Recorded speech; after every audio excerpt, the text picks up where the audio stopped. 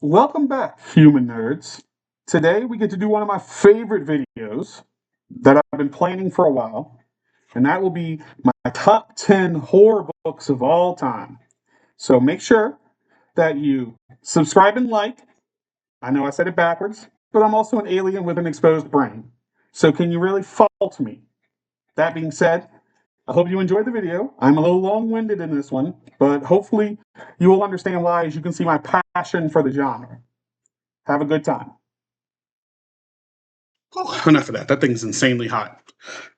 All right. If you couldn't hear me, this is going to be my top 10 horror books of all time. I tried to play with the lighting, make it a little creepy for y'all. Got my Friday the 13th mug with some skulls in it for fun.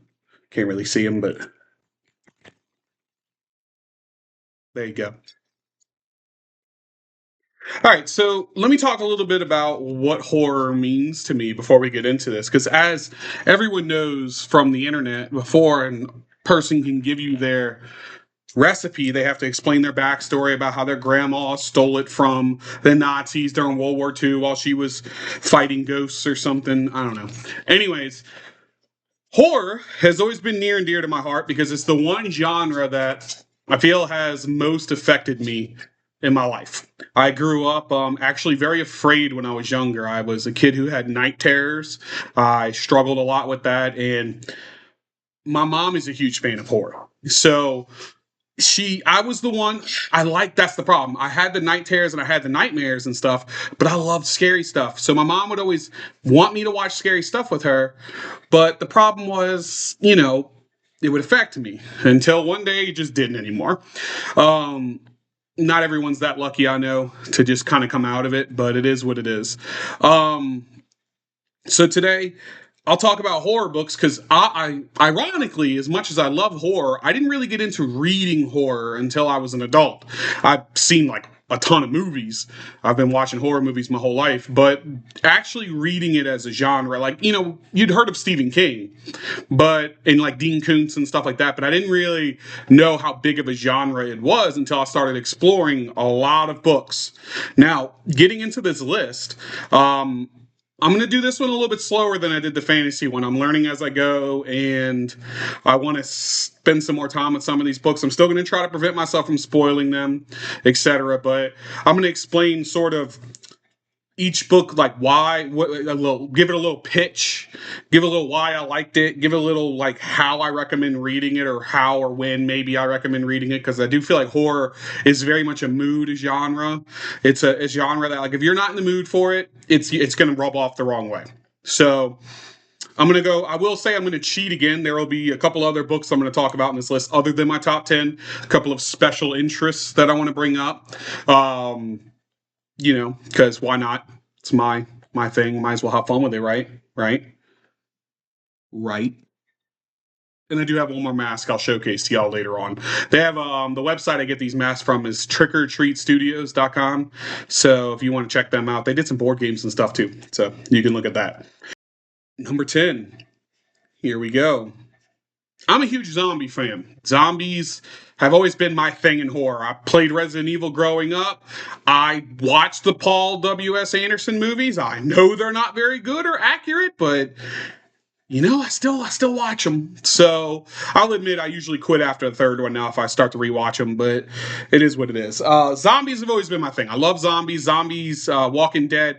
Walking Dead. I actually own the whole comic series. I have the first 3 compendiums and the rest as regular volumes, but I didn't put that on here just because I felt like comics is a separate category. Maybe I'll do a video for them one day.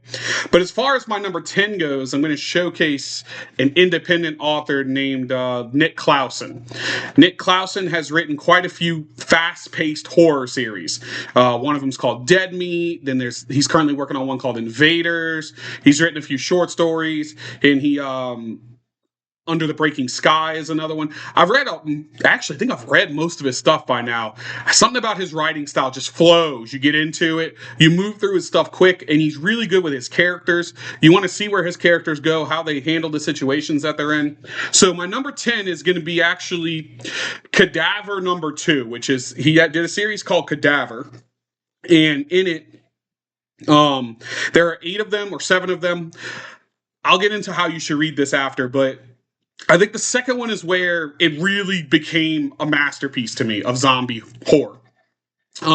Basically, the pitch of this book is that 2 teenagers go on a hunting trip. By the way, all his stories are pretty much set in Norway, like in a Danish territories and stuff like that. I'm not that versed with the area. I'm sorry, but I'm just being honest. I know that's where it's at. Uh, 2 teens go on a hunting trip and they find this like corpse in the cabin that they're gonna, that they're staying. They find a corpse and they're like, oh God, what do we do? So the corpse is frozen because it's really cold up there. So they decide they're gonna take the corpse with them back to town and like alert the authorities, essentially. So they get the corpse into the truck and there's some weird stuff about the corpse, like they see nail marks in the ceiling and stuff. Like, as a reader, you know what's up, but it's fun to just see them go like, all right, we got to do the right thing. Then them transporting the corpse to the hospital. From there, stuff happens along the way, and that corpse, as it thaws out, initiates the zombie outbreak in the hospital. So like, you get this fun build up with that, and I think Nick Clausen does this great job of starting small with his zombie stories. Like Dead Meat Day One, you literally are there with the first zombie, and that first zombie is the threat of the book. Like, it doesn't even become multiple zombies, I want to say, till you get to the second book. Like, he just does this good job with small scale horror, and then he blows it up. So in the second book, you've got the outbreak happening now in the hospital, and you've got this survival situation. It just reminded me of a Resident Evil or like a good classic zombie film of, we're in this room. How do we get from this room to without getting bit or scratched? And is anyone else already bit or scratched? And, just classic zombie stuff. It's got a killer ending. It's got all kinds of stuff. What I like about it, though, is the escalation. He just, like I said before, he takes that small scale and he builds it up, and you feel like you're watching, and it makes sense how the zombie plague is spreading. Like, a lot of zombie movies, they do stupid stuff. A lot of zombie stories, they do stupid stuff. Like, I always get Nick Clausen does the best writing of a zombie attack I've ever read or seen on TV or a movie or anything. The best way I can describe it is, he treats zombies like they're supposed to be treated. They are mindless beings with a singular instinct to eat flesh. So I remember when I was reading him for the first time, and he had somebody go up to a zombie. I don't remember. I think it was in the Dead Meat series, and like they tried to push it back with an item. In the movies, you always see the zombie like grab the item and try to eat the person's face off or whatever. This zombie immediately saw that the hand was closer to it, slid its head, and bit the dude's finger right off. And I said, that's it. That's how it should be. That's why they're scary. If the movies always portray them as like being these things you can go up to and fight, and like they'll follow common sense, they won't. They're aiming for flesh, which is why you got to be careful, because they're not going to do the most obvious movements you would think of. And Nick Clausen kills it. He kills it with that. He does an amazing job. Why I like this series, it's got horrific zombies, like I just described. Like, the zombies are slow moving and a threat, which, if you're a zombie fan, you know it's hard to bring slow moving zombies back and make them feel like a threat. Nick Clausen does it. He does it. Go read his stuff. And no one is safe in his books. I actually read a quote by him one time that he'll start a series, introduce several characters, and he won't know who his main character is actually going to be until he gets to maybe like the third book. Then he decides, all right, this character's the one that's going to be the one that solves the situation or survives it. So no one's safe. It's like you're going to that Game of Thrones feeling of like, or Walking Dead, where it's like, all right, in Walking Dead, you kind of knew Rick Grimes was going to last a long time, or Carl and all that. But like in his series, you're like, I don't know who is going to make it. He'll sometimes introduce a character, and that character will be gone in the same book, and you thought they were going to be a big deal. So, and it's not done in a way that gets you annoyed. It's done in a way that feels like realistic to the horror. All right. I actually recommend, so this one, I'm putting a HAL tag on this one as well, that I feel like the way Nick Clausen writes, he does these multiple little books for a series, but they're not very long, and you can burn through them in a day easily.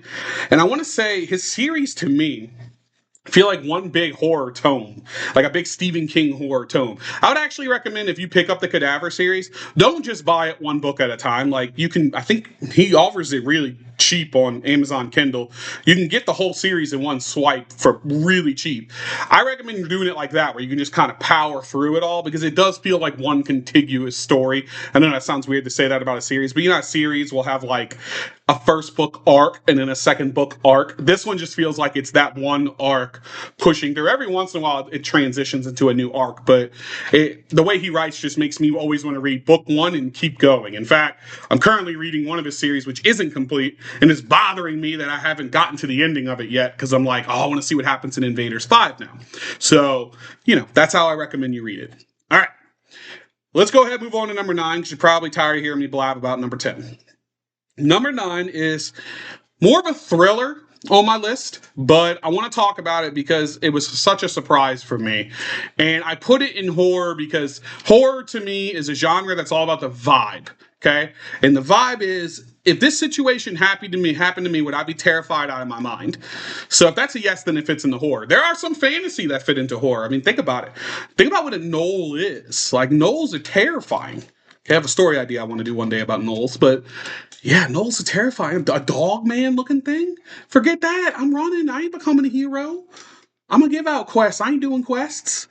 Sorry, tangent over. All right, let's talk about That's Not My Name by Megan Lally. So I was in Barnes & Noble one day looking for books for my classroom, and I decided to go to the YA section because, I don't know, I was like, let's see what they got over here. Maybe y'all had some time that day. My kids weren't really being a problem with shopping. Sometimes with kids, it's like, let's hurry up and get in and out. But this time I was able to read the back of a few books, and I picked this one up, and I read the back premise, and I said, oh, you know what? This one could be a fun one for like the girls in the class or whatever. Like if they like Darcy Coates, they might get into this, So I picked it up. And I went home and I read it in one day. I tried to put it down because I had things to do. I needed to cut the grass and stuff. Let's just say that grass didn't get cut. I read this whole book in a day because I just had to keep seeing what would happen. So here's the pitch for That's Not My Name by Megan Lally. Our main character, a teenage girl. So the book follows 2 teenagers, a teenage girl and a teenage boy. The teenage girl wakes up from a car crash, and she is brought to the police station where they're trying to figure out who she is because she has amnesia. She cannot remember. And I know, don't get annoyed yet, like, oh, amnesia. It actually works in this one. I agree with you. Normally I hate amnesia because it seems like a contrived plot point, but this one actually does it well. She doesn't know who she is, and it matters more for what's about to happen because a man shows up claiming to be her father. He has all the documentation that proves he's her father. But there's one problem. She, for some reason, even though she cannot remember who she is, doesn't feel like he's her father. And so he takes her back to her cabin, and there's little weird things. As you're reading it, you're like, is he her father? Is he not? And then the other question you have while you're reading it has to deal with the other character. So the other point of view is the teenage boy who he and his girlfriend got in a fight one night. She stormed off in a madness because, he said some stupid stuff, as men are wont to do, and she goes missing. Now, the whole town thinks he's involved because apparently they had known about the fight and the temper he had or something like that. And so he's looking for his girlfriend. His girlfriend, I think, is named Lola. And so while you're reading the book, not only are you trying to figure out, okay, is this dad really her dad? Or is there something weird going on? But you're also like, is she Lola or is she not? Are these two stories going to connect in a way? And soon, when, how? And I don't know why, it just worked for me.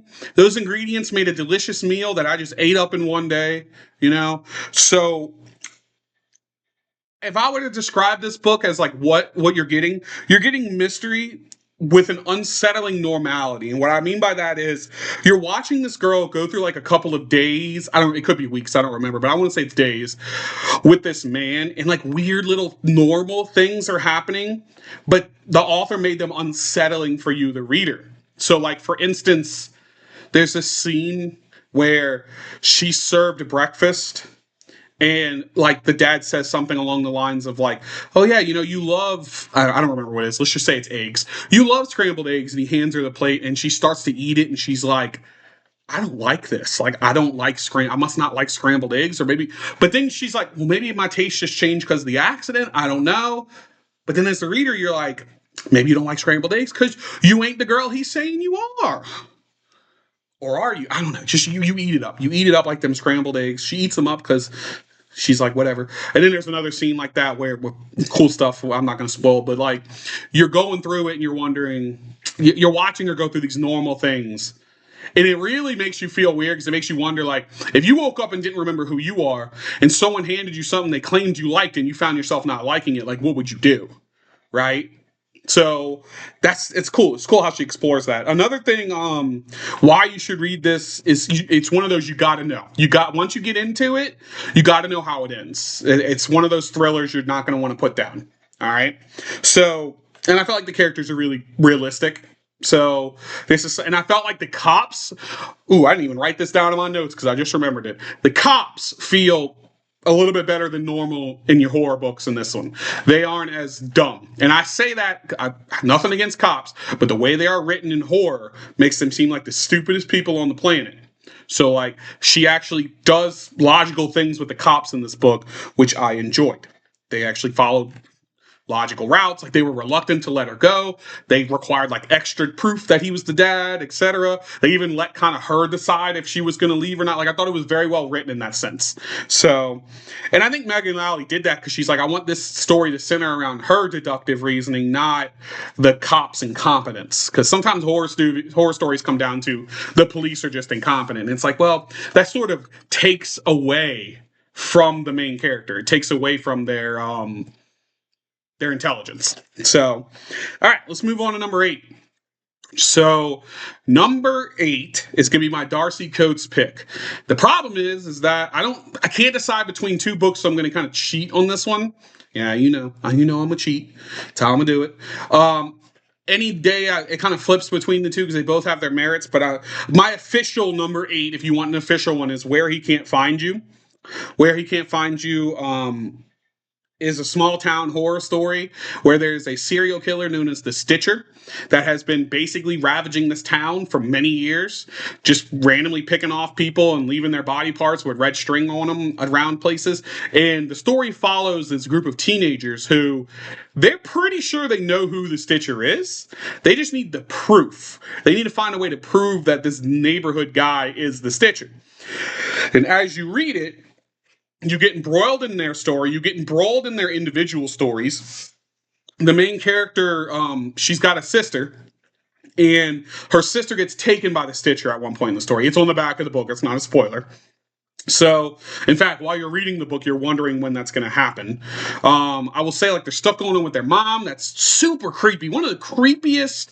Like, have you ever seen the Pet Sematary movie back in the day when they have the scene with Aunt Zelda?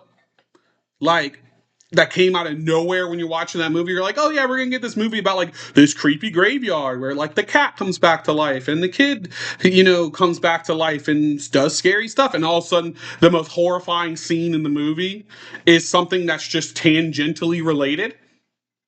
That's what happens in this book. Like, not that the rest of it's not scary, but the scariest scene in this book is just this weird interaction she has with her mom that I was like, okay, I would just be, nope, sorry, mom, you're going to a place. Like, I'm not dealing with you anymore. No, thank you.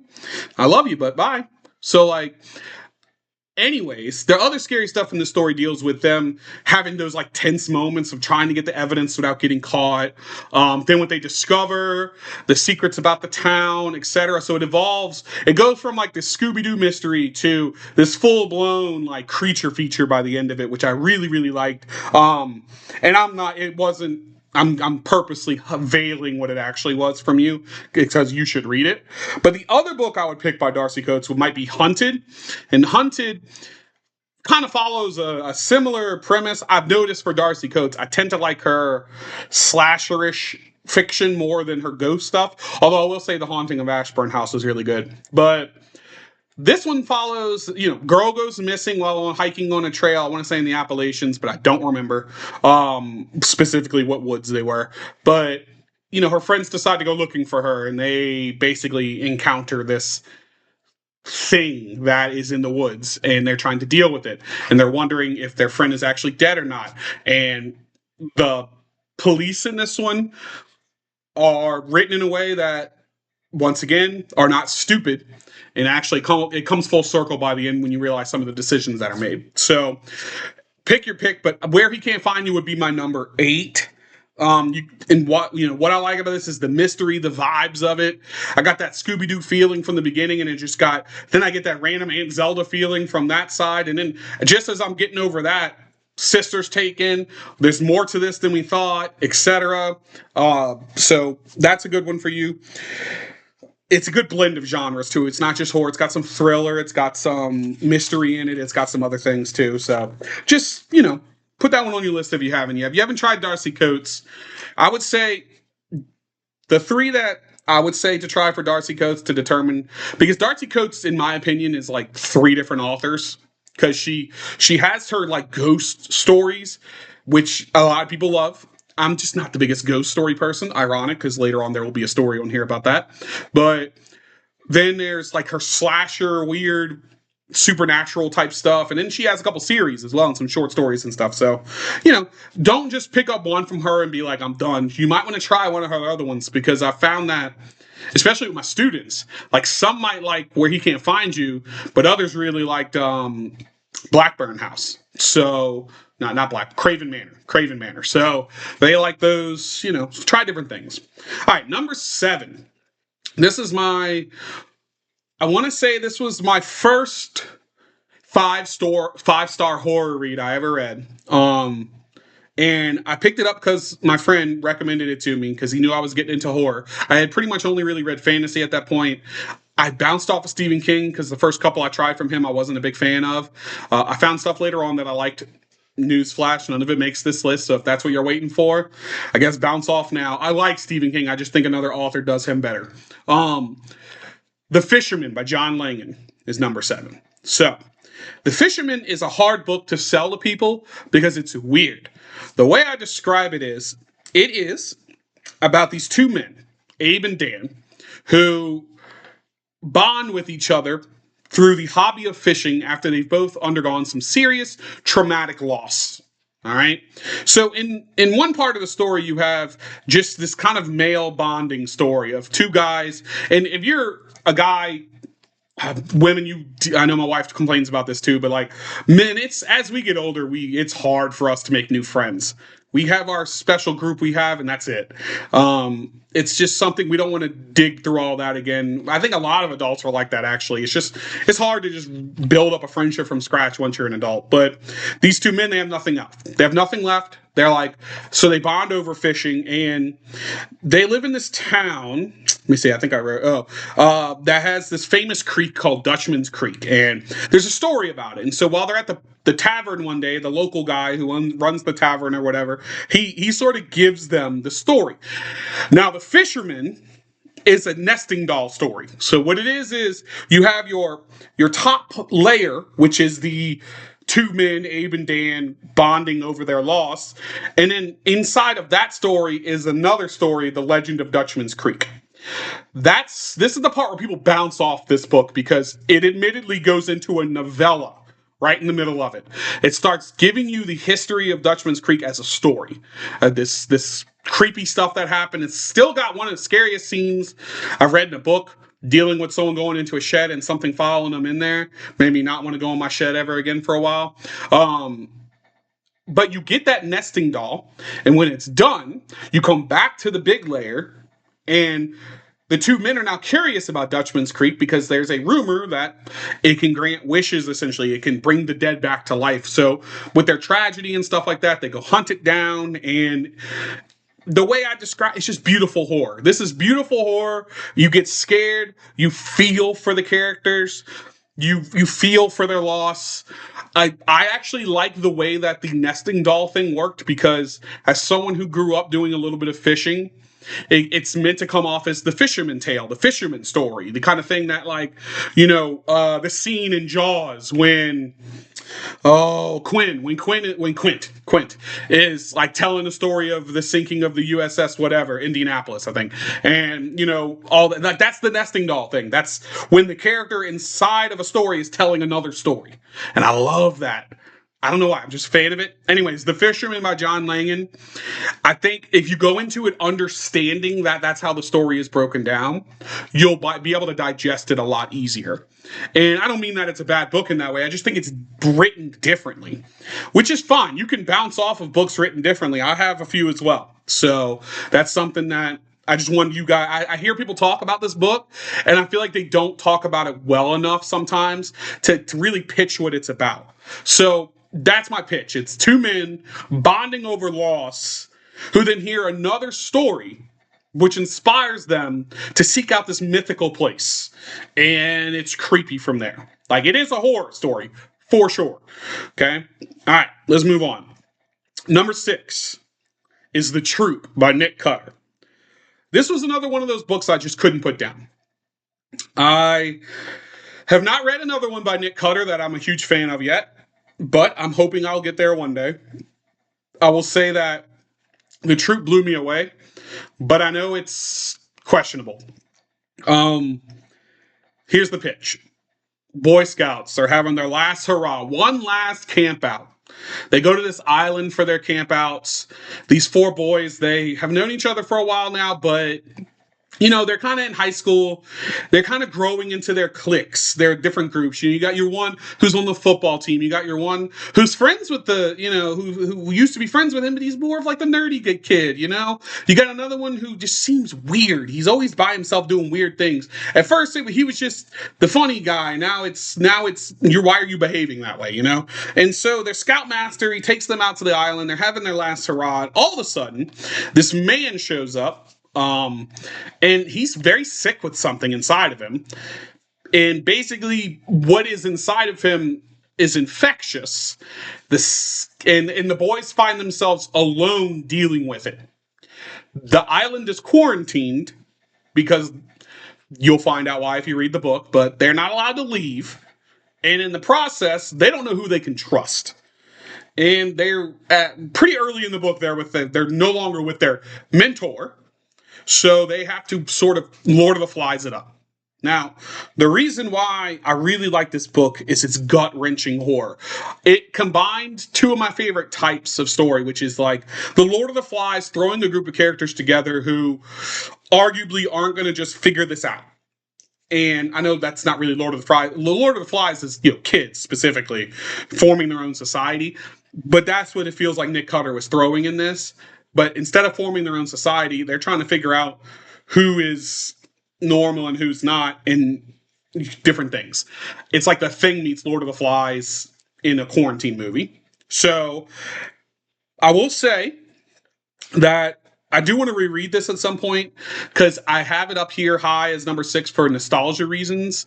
I just really love this book. In fact, it's just something that it was what I was looking for at the time when I picked it up. Because I think at that time I'd had a lull in horror and I had bounced off a few books and I wasn't sure if I was in the mood to read another one. And then I just ate this book up. So, which is kind of gross considering what's in it. But I just thought it was well done. It was fast paced. It was gruesome.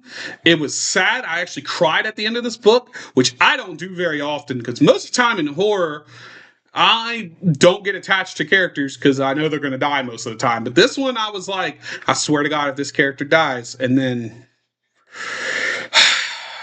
I should never pick a favorite character. I learned that a long time ago. Boromir.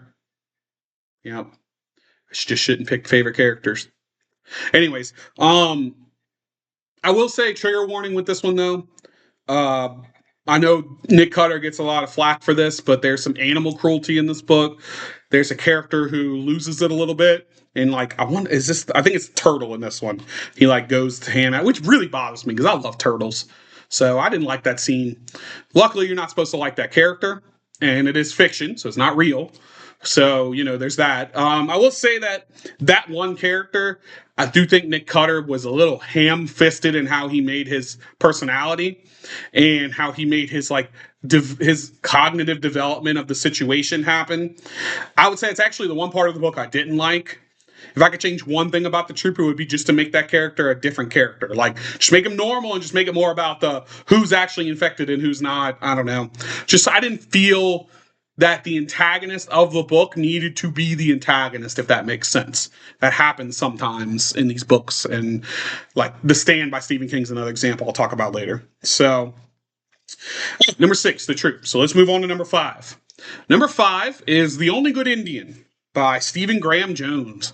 Stephen Graham Jones is one of my friend's favorite authors. He's gotten me to read a lot of his stuff. I like him. I think he's got a very unique narrative style.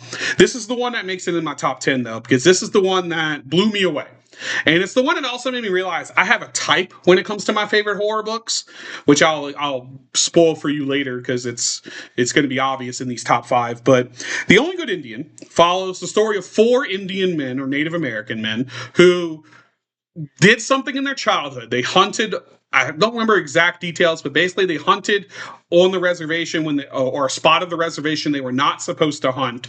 And because of this, they stumble into like this herd of deer or elk, and they start blasting away because in their minds they're going to have enough food for multiple, for all of winter and all of next year just because of this luck. Well, something happens during this.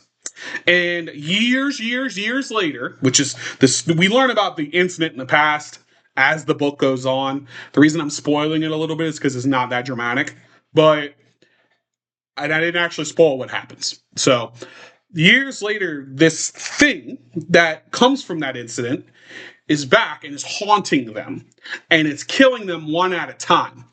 But it's done in a way that it's so interesting and unique as you read it, because you're creeped out by it, you're confused, you're trying to figure out how this thing, what exactly it is.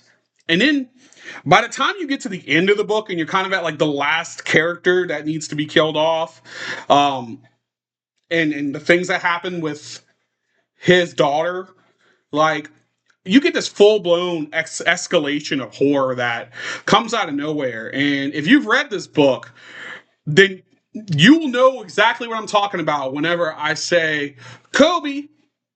You'll know exactly what I'm talking about when you're like, what is happening right now? But it worked. It worked for some reason, and it was scary, and it was just thrilling, and it was a good conclusion to the story. I feel like horror, a lot of times, this is specific type of setup for horror often has a negative ending. It's like the characters did something bad, and now life's coming back to kick them in the butt. Right? But the way this one spins out at the end, you actually get a decent ending, which I liked a lot. So The Only Good Indian by Stephen Graham Jones. A lot of people bounce off of his narrative style because he likes to do like, I don't know how to describe it, but he does these weird like he does these weird like mini stories with his story. I don't know. It's just the way he writes. I don't mind it. I can see where some people don't like it. Like, for instance, a lot of people like his book Mongrels. I completely bounced off of that one. My friend was like, he knew I was going to bounce off of it too. He's like, you're going to like the last chapter, and that's the only chapter you're going to like. And sure enough, the last chapter was the only chapter I liked. And in my review of it, I was like, I wish the last chapter was the whole book. So there's that.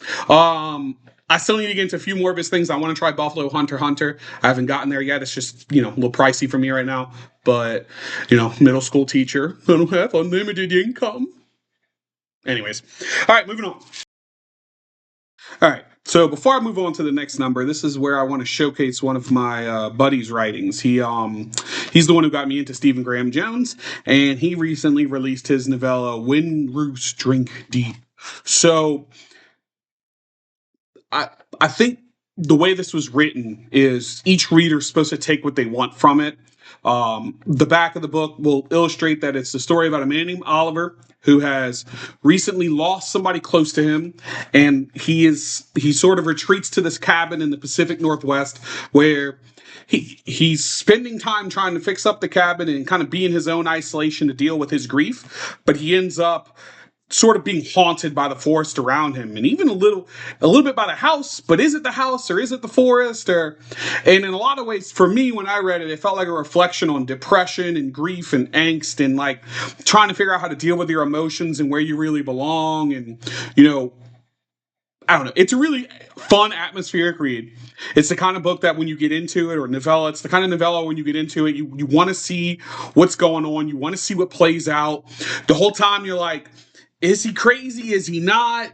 Is something really in the woods? Is something really not? You get that classic folksy horror feel, but it's not dragged out to 300 pages where you're now having to go into like the background of the town or whatever, So you get to kind of get up front and close with the horror in this one. I just wanted to showcase it right here because I think it's really good novella, and he's one of the big guys that gets me into horror. He knows what authors I should try, and he's used that as his inspiration. I really do like his writing, and I think that when he writes more, because I know he's working on something right now, his stuff can easily make it in my top 10. Because I mean, I grew up with the guy. We have similar horror tastes, so we know what clicks, what works in horror. So, anyways, check out When Roots Drink Deep if you haven't yet. Fun novella, a good way to kind of like a palate cleanser between big tomes if you need to kind of say, all right, I want to get into something atmospheric. I want to get into something deep that really makes me wonder what's going on, makes me question the character, things like that. So check that one out. Number 4. Now, I haven't done any of my special entries yet because they all pop in at the top here. So, number 4 is going to be Ghost Story by Peter Straub. Now, Peter Straub is an author that kind of did a lot of his stuff around the same time as Stephen King. I think. I don't know. I'm not a horror writer historian, so my word should not be taken as fact, regardless. But Ghost Story was another one, and here we go with the second one of this pitch, that I just had to know how it all played out. A group of men, they're actually pretty old, meet up every week to tell ghost stories to each other. It's kind of like their way of just hanging out. I thought of it like it felt like that D&D group where it's just a group of friends who need something to do when they're hanging out together, so they have an excuse to keep hanging out with each other, which is great. They meet up, they tell horror stories, and in the beginning of the book is kind of a couple of those little horror story moments. We get to kind of see the club in action. But then you find out more to it, and there's something that happened in their childhood. Well, actually, it's more like their teenagehood. And they are now dealing with the consequences of that in the future. So just like The Only Good Indian, you got 4 characters. Something happened when they were younger, and now it's coming back to get them. The thing about this book, it is a master class in how to write a hook to your story. The opening bit is so creepy and weird and off-putting that you're like, I have to know what is happening in this story. This man has this girl kidnapped in his car in the beginning of the story, and he is portrayed as the bad guy, but the way the girl is acting to the whole situation is so weird that you're like, who's the bad guy here? And by the time you get to the end of that hook, that prologue, you gotta know how it all plays out. Like, you gotta get back to that point. You need to know what's happening. So it's an unsettling book. It takes some interesting twists and turns. I know a lot of people, it doesn't work the ending didn't work for them too much. I liked it. I thought it wrapped up pretty good. The plot holes that some people say were there, I don't really feel like they were that big of plot holes as people say they are. I think Peter Straub did a fine job. I think this book's just been around for a while, so people criticize it more, but it's just one of those things that this story archetype works for me, and I like it, and I don't have a problem with characters hiding secrets from the reader, so that's something that worked for me. Apparently I just like stories like this. So Ghost Story by Peter Straub is my number 4. All right, let's get into number 3, and this is where I have to do my first special mention of the list. This is where I'm going to do my Robert McCammon entry. Now, the entry I'm going to do for this is Swan Song, because Swan Song is an absolute masterpiece that I think every adult should read. And I don't normally say that. I think it's just one of those books that transcends what it was intended to do. But I'm going to throw a little cheap one in here, because I'm going to throw a fun one in here. He wrote another story called Stinger. Now, there is a TV series on Peacock based off of it called Teacup. That TV series is as based off of this book as Milk is based off of root beer. So, which is non-existent. It's so bad that because I watched Teacup, and I thought Teacup was meh. I was like, it had an interesting premise and it went nowhere with it in my mind. And then I read Stinger. I actually paused on reading Stinger for a while because I was like, well, great, I'm probably not going to like the book. Then I read Stinger and I was like, how is the TV show anything related to this? It blew my mind. It's almost like saying, just because you have elves in your story, like if you had the Keebler elves running around, then it's like, oh, it's like Lord of the Rings. Like, no. What? So in this story, it's aliens. There's this town in New Mexico that's right on the border, or Texas. It's right on the border of New Mexico. It's a border town, and basically an alien shows up, which just like what happens in the show. So this is the part that's similar. One alien shows up and is running from another alien who's hunting them. Okay, kind of like the plot of Critters. I'm just kidding. If you know, you know. But the alien inhabits this girl and is kind of looking for sanctuary. And the alien that comes to hunt her in the TV show, I guess because of budgetary reasons, they decided to just make it look like it was an episode of Supernatural with demons. It's just regular people. The thing in the book is so much more freaking terrifying than anything that was in that TV show. And they should be ashamed of themselves for like completely abandoning this thing. I describe it to other people as, if you ever watched Dragon Ball Z, they had that character Cell. And Cell's whole thing was he would take his tail and like absorb people's DNA and get stronger. But he looked very bug-like. And his tail was like almost like a weapon appendage off of him. I said, now what if that, but instead of the whole eating people, it had a spiked ball on the end of its tail and was able to burrow underground and pop up in your house and just slaughter your whole family. That's the thing that's hunting them. And it's not even just that. There's multiple creatures. It's terrifying. I will say Stinger takes a little bit to get going. That's why it's not beating Swan Song. Swan Song has got you from the start. But Stinger does have a rough intro of like 100 pages that a good editor could be like, let's cut that. Let's just get to the part that people care about.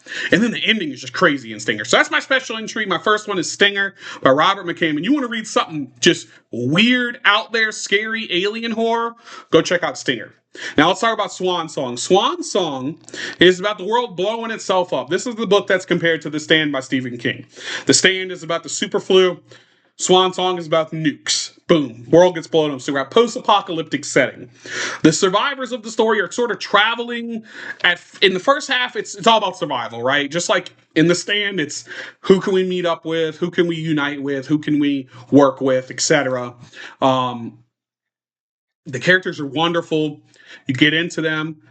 They sort of go through their the stages of these post-apocalyptic books where it's like, all right, we're at the weird psycho guy's place. Now we're at this place. Now we're at the military compound. Now, so you go through all those cliche things. But what he does in this book, he builds such a narrative with the characters that you don't want any of them to die, but you know that some of them are. There's this cool fantasy element that he throws in there too, with like one woman in this like crown of glass that sort of gets made because she was in New York when everything blew up, and like from like one of the windows of one of the stores, like there's a jewelry store, and like the jewelry, because the nuke, like I don't know, radium formed a crown, and so she's got to find someone to deliver this crown. She has to figure out who's supposed to wear this crown, and then you know who's supposed to wear a crown because she's traveling in one of the other point of views with this like. Basically, this guy who used to be like a low stage wrestler, indie wrestler on the circuit. He was actually the bad guy wrestler, but he's actually the nicest guy in the world. He's just big, tough, teddy bear. So like, she's traveling with him, and you got a few other point of views. You got some bad guy point of views too. Like you got this one guy who's military and he does some stuff. So it's kind of like The Stand. That's why it's compared to The Stand. You're getting those different points of view and they're coming together. The reason why this book beats The Stand though is because Robert McCabe knows how to pull all his strings together and deliver an ending that actually works for the reader. I loved The Stand. The Stand would be on this list if it wasn't for Swan Song. I read The Stand, and then I got to that ending, and I was like, what happened here? Did we put this manuscript down for a year and come back and be like, I don't remember what's happening. I'm just going to start killing off characters. I don't know who they were. Like, Swan Song does kill off characters, but it does so in a way that while you are sad, you don't feel like it's wasted. And Swan Song also has an ending that delivers an actual, like, climactic moment and actually has like a definitive ending to the book. Whereas The Stand, it was like, what happened at the end of The Stand was random events And then you find out the good guys never even needed to be there in the first place because the trash man was just going to blow it up anyway. Could have just stayed home. You would have been fine. So, sorry, that's my controversial opinion. They could have just stayed home. So, Swan Song. Robert McCammon, beautiful writer too, and that's the other thing. His prose is fantastic. He wrote another book called Boy's Life, which is not a horror book. It's more of like a kind of like a mystery drama piece. It's one of the most beautiful books I've ever read. And I think every man or everyone who identifies as a man should go out and read that book, just because it, while it's in its own time period, it captures emotions that I think transcend time. So that's something you should check out. All right.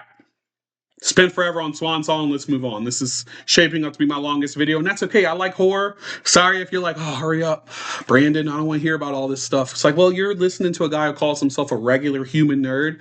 I clearly don't have a lot of people to talk to, so I'm just talking to you. We're just dishing it out, okay? Number 2, horror book of all time. Wow, I'm already at number 2. Is Boys in the Valley by Philip Fracassi. Boys in the Valley was so good. It was another one of those ones I found it very, very hard to put it down. I had to. I remember one night, I'm a teacher. 3 o'clock in the morning, I'm reading this book, and my wife looks over at me and she's like, you are going to be terrible tomorrow teaching. And I was like, we might have to have a movie day, because this is becoming, those of you out there who like to criticize teachers, that's not how movie days work. I'm making a joke. Okay, I was able to operate on 3 hours of sleep and teach. It's not that hard for me. So, I'm used to it by now. But this is one of those ones that this book just had all the right combinations for me. The pitch is that there's this Catholic orphanage in Pennsylvania that I don't remember the exact time period, but it's definitely early technology. Like, they're still using horses and things like that to get around. So it's not like they don't have cell phones and things like that. In fact, I want to say they're still lighting lamps and things like that. So it's not, we're not dealing with advanced technology or whatever, but it's this Catholic orphanage, and this boys live there. And the thing is, guys, is you get so attached to a lot of these boys early in the book. You're getting to know their personalities. You're getting to know, like, what, why they're there. You feel bad for them. You like them. And then one night, this person is brought in, and there's like something, basically ends up in an exorcism situation where this demonic force gets released into the orphanage. And you then have this Lord of the Flies. I know I've already said that before, but you have this like Lord of the Flies-esque good versus bad battle happening at the orphanage, where some of the boys fall under the possession and some of them are fighting back. And it's brutal, and it's horrendous, and it's emotional. There are some deaths in it that make you go, oh, I don't know if I want to keep reading this, if this is how it's going to be. They have one particular death in the middle of the book that I know for a fact, me and my friend who read it were just like, ooh, I didn't like that. But like, we liked it because it was good for a horror book. But like, we both said, God, I hope that doesn't happen again. So there's a couple of those moments like that. But the way the story concludes, the heroism of boys who have no one who raised them, who have no one who looks out for them, no one who cares about them. They have to band together. If they want to survive, they have to do it. They have to figure it out. They have to fight off this thing. And that's what makes it such a good horror story. There's nothing better than a horror story where characters have to rely on themselves to get out of the situation. And that is exactly what happens in this book. So, Boys in the Valley by Philip Fracassi is my number 2 book. Okay? All right. Number 1. Now, before I get into this one, I want to talk about something else. Sorry, I didn't have one of my pages of notes. There is 2 books that I will mention real quick. Well, 3 books, because the third one has to do with my number 1. But there's a book called Relic by, what is it? Stephen Lincoln Child.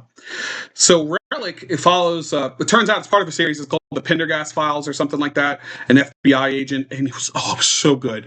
It was like this archaeological horror, which reminds me of the other archaeological horror I like, which is Jurassic Park. Jurassic Park's another one I think is fascinating. The problem that both of these books have is they go so far into the science, which I personally love, that in some ways they don't get picked up as horror. They get picked up more as science, like science fiction horror, which that might be a whole separate list. So let's just, and the other problem with Relic is it's one of a two-parter. There's the sequel Reliquary, which wraps up the whole story. So I was like, if I open the door to put in 2 books for one, then I have to start thinking of other things. So actually I did that with Cadaver, didn't I? Oh well, I cheated. Who cares?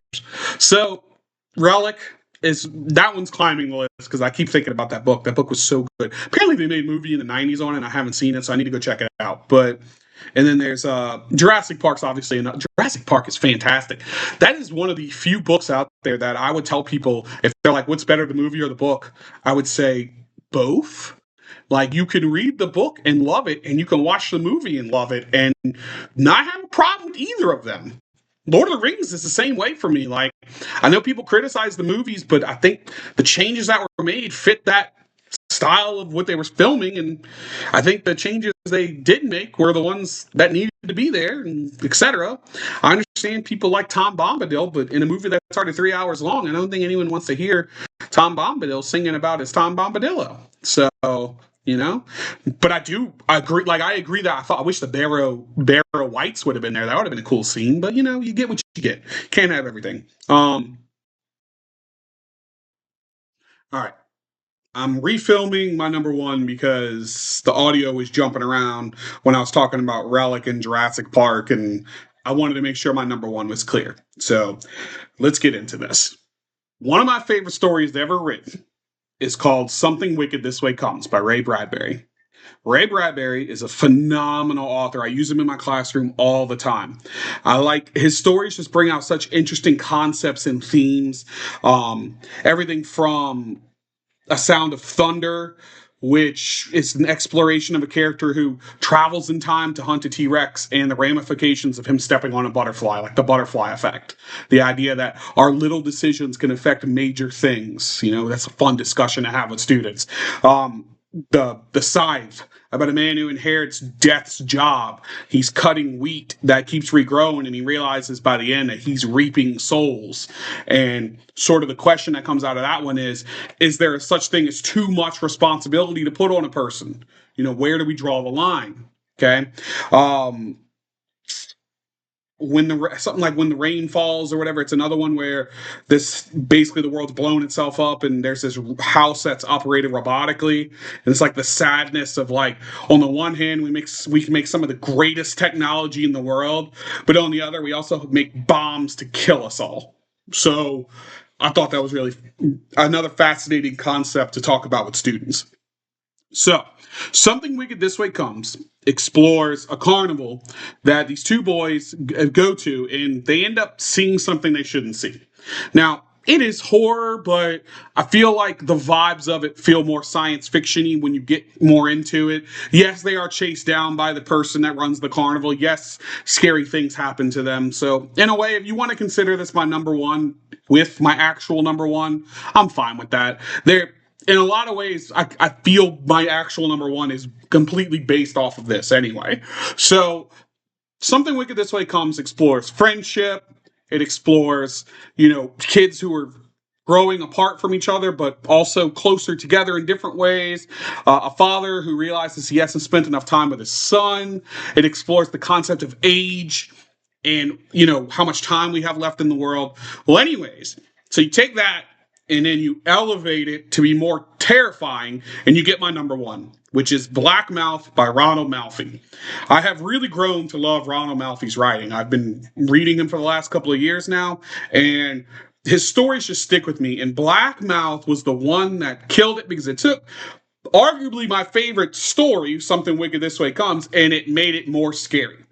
So a lot of people compare Black Mouth to It, which I can see the comparison because it has that same archetype of we get something that happens to kids in their past with facing this entity, and they have to reface it in the future. So if you know your It, you know that's kind of similar. The difference here, though, is I feel like Ronald Malfi does something more interesting with the entity. Like, one of the things I never really liked about It is I understand there was supposedly a time period in American history when clowns were not scary. I think that's baloney. So I never really the concept or the way that Pennywise was hunting was always just weird to me. Like, it didn't really work. But Malfi does this thing with his characters where they're learning from this magician. And while it is a little cheesy that they're learning from this random magician in the woods, like, come on, really? But at the same time, like, at least it makes a little bit more sense as to why the kids would come back. They're learning how to do these magic tricks and these cool things, and they're actually, having fun with it. You do get the backstory that their parents are not very attentive, so, that helps. But they end up discovering something with this magician where he's going to offer them real magic, but there's a price. And they don't want to pay that price. Well, in the future, we're trying to find out what that price was and what happened. Because now the magician has reappeared when they thought he was gone forever, and now they need to track him down and try to deal with him once and for all. Now, the reason I love this book so much is each of the characters are full of all kinds of representation that you get to bond with. Like, you've got your main character is and his brother are, you've got one who you're getting this representation of a special needs character. And I actually think Ronald Malfi does a pretty good job with writing characters with special needs. As a teacher who has a little bit of a background in special education and stuff, I'm never offended by his characters when I read them. The brother is an alcoholic because of the things he witnessed in his childhood and the trauma he's dealt with. But he's not like that rage-filled alcoholic. He's more of just the depressive, like, I wish I could change my life, which I feel like I actually see more than the other one. I feel like you get a lot of rage ones in books. It was nice to see the other side. And the other two characters have their own things they're going through and stuff like that. They're all very great. I'm not going to spend forever talking about it, but I ate up this book because it just has one of the most killer opening lines in it about, it just starts with, they found my brother walking down the street in his underwear after my mom committed suicide or whatever. And you're just like, whoa, way to just open up a book, right? It gets like cosmic horror-y towards the end. It felt like we took Something Wicked This Way Comes and we just elevated it to be scarier. And I deeply enjoyed that so much. So, Black Mouth by Ronald Malfi, as of right now, is my number one horror story ever written. If I didn't limit myself to one author per list, I'd probably have The Black Parade in here. Was that No, The Midnight Parade, not The Black Parade. That's a song. The Midnight Parade, on the other hand, is a book that Malfi wrote, and I thought that one was fantastic as well. So you should check out Malfi's work. I'm going to try to cut back to my normal video at this point, to my ending, so we'll see how it goes.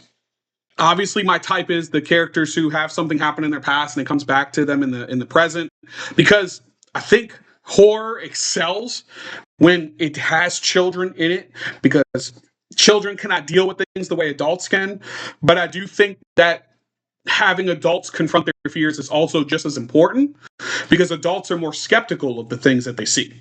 So, like, I think that Ronald Malfi just does a really good job weaving those two things together. He has another one literally called Small Town Horror, which does something similar. I do think Ronald Malfi is on the way to being the guy to dethrone King in the horror universe.